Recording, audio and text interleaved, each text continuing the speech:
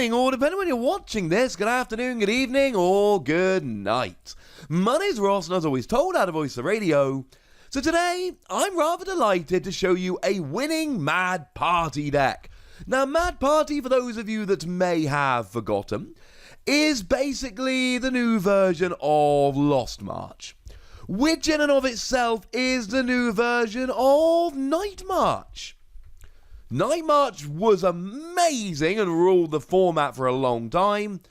Lost March has been, well, forgive the pun, but lost amongst the shuffle. The question is, of course, does that mean we can start making some hay with Mad Party? Let's have a gander, shall we? Now, the main Pokemon we're looking at here is Poltergeist. Poltergeist is the dude. It's got the usual Mad Party attack. 2 colourless energy, 20 damage for each Mad Party member in your discard pile. That's what they're all going to be doing here. That's the main attack.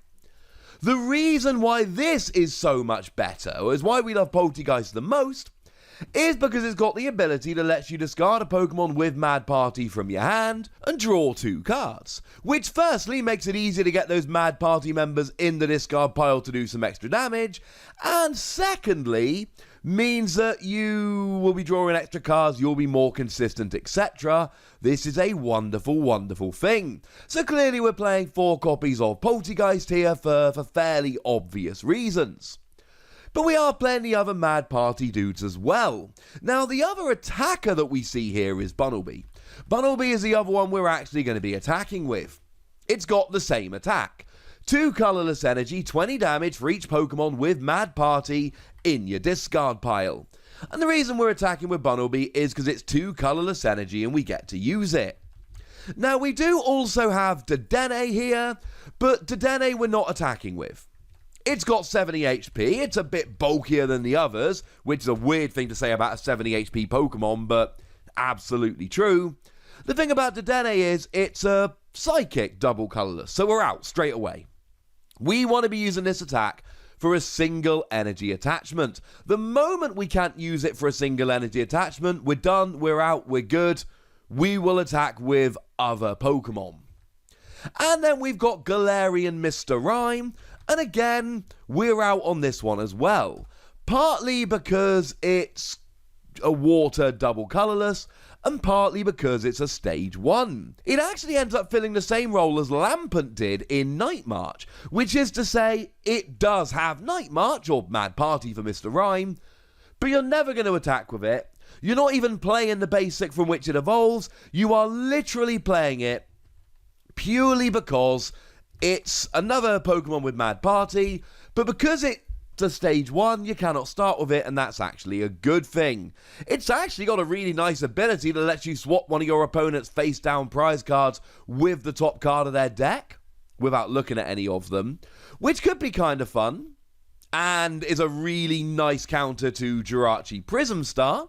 If you know your opponent's put that as a face-down prize, you'll know which one they've put it down as. And to be fair, we are playing Ditto Prism Star here, so you actually can use this and use the ability. Maybe against Jirachi Prism Star decks it will actually be worth it. Most of the time, absolutely not. But it's there as a fun little option. And we are just playing 4 of all the Mad Party members here. It's pretty gosh darned important.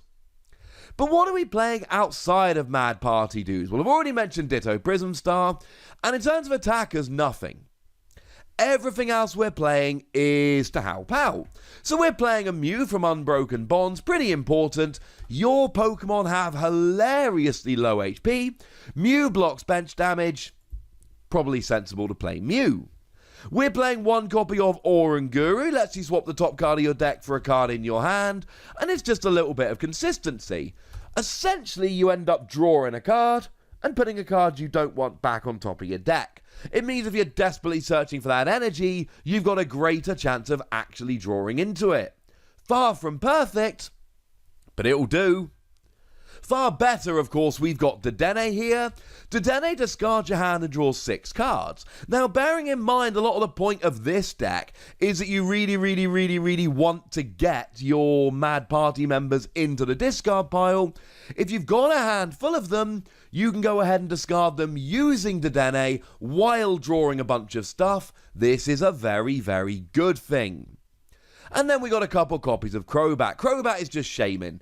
You draw until you've got 6 cards in your hand, and it is limited to once during your turn, which Shaman wasn't. Why more Crobat than Dedenne?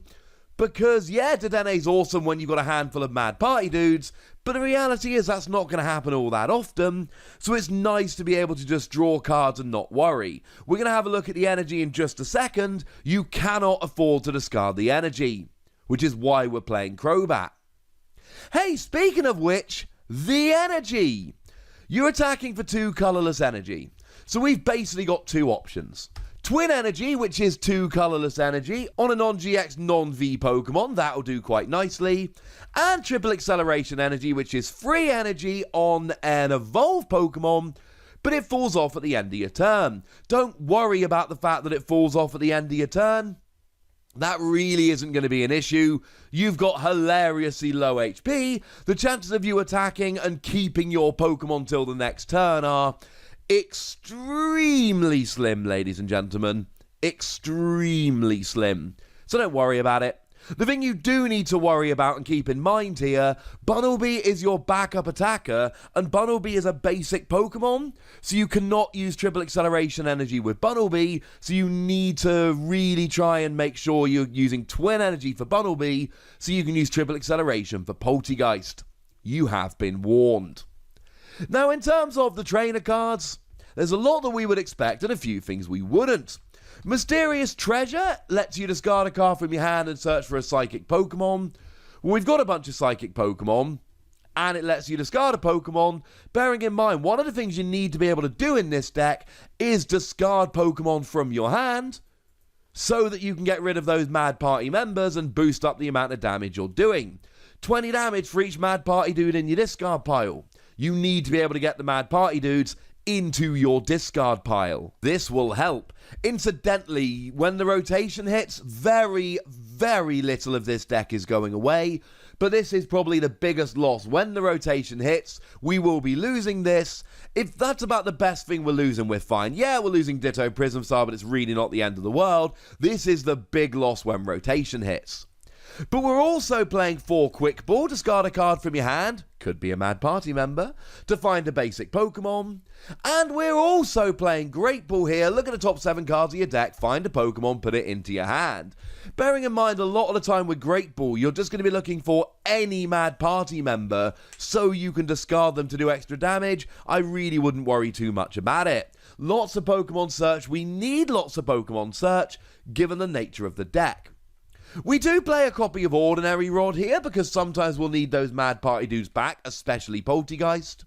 We got a copy of Switch to make sure you got the right Pokemon in the active, and a copy of Scoop Up Net to make sure you've got the right Pokemon in the active, and a copy of U-Turn Board to make sure you've got the right Pokemon in the active.